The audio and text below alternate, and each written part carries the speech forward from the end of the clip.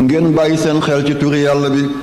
képp koo xam ne dangaa bëgg nga dund te doo aju ci kenn du la yërëm buñ bu lay reedu sax ci gémmiñ na nga ko di def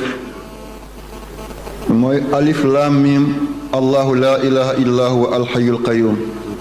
ñeenti téeméer la ak juróom-ñett fukk ak ñeent 484 la mooy tolloog almaalu annaasu da nga am nit ñi da nga am alal am na ko toog na ne xanaa sëñ bi moom la def tey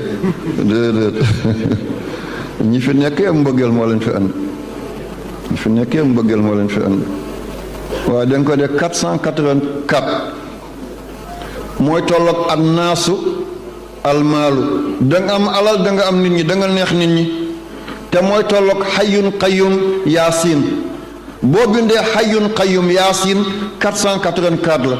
mooy tolloog almaalu annaas 484 la mooy tolloog alif lam mim allahu la ilaha illa huwal hayyul qayyum te nitu yàlla yu bëri nee nañ ismul al azam fa la nekk kon noo koy liggéeyee boo xëyee suba balaa ngay génn nga def ko lim boobu 484 boo bëggee tëdd guddi nga def yaa hayyu yaa qayyum yaasin